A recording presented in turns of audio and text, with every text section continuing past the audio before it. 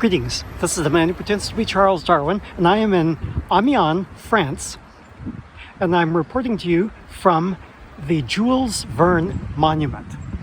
And Jules Verne, widely known as the father of science fiction, I came here to Amiens on a very fast 200-mile-per-hour electric train, except when it got stalled by a railway accident, but otherwise it was going 200 miles an hour.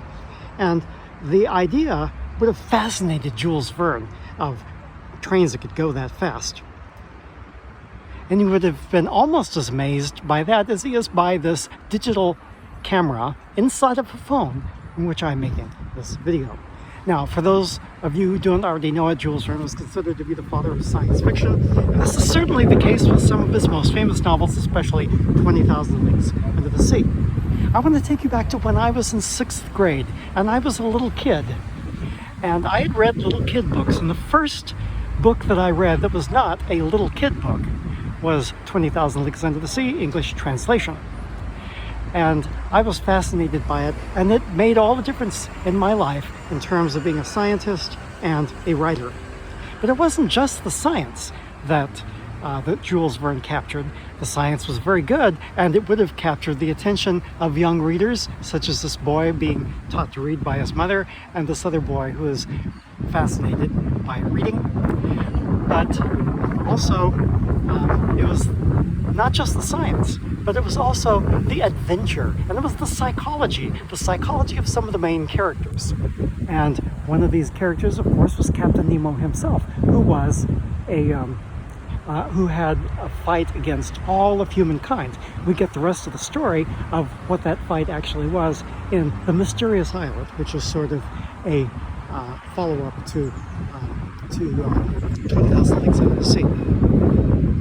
Well, also, some of the topics were technology, but they weren't necessarily futuristic technology.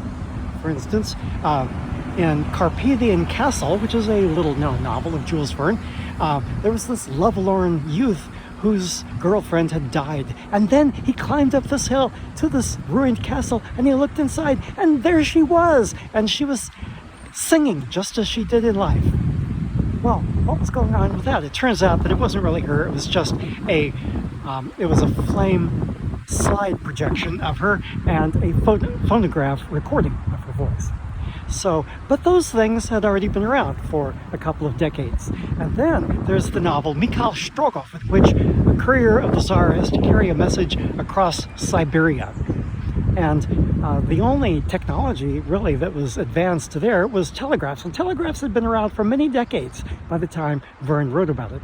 Then how could that be considered science fiction? In some of the introductions to the editions of that novel, the writers are sort of puzzled by it.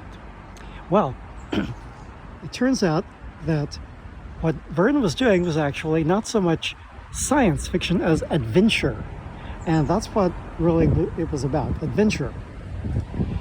And also the psychology of the people who are struggling. So the world is full of wonders, not just of human interactions, but of science as well, and also of the wonders of nature, not just human struggles.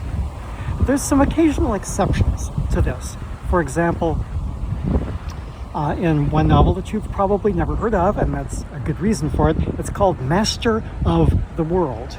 And in this, there was an incredibly brilliant and evil man who invented a machine that was a fast car when on land, an airplane while in the air, and a submarine while it was underwater. Now, how could the same machine do all three things, and why? Why would anybody want to do that? So it was not really compelling. And at least it didn't compel me any, and it probably didn't compel the small handful of other people who read the book. But we can allow him to make one or two failures. But some of his technology was actually old. For instance, 5 weeks in the balloon. The Montgolfier, or the hot air balloon that they took across Africa, was something that had been invented at least 5 decades before Jules Verne wrote about it. So, anyway, we call him the father of science fiction, and he was very important in the history of writing. But there's more to it than that. He was actually a great adventure writer. This is the man who pretends to be Charles Darwin. Tally ho, and amen.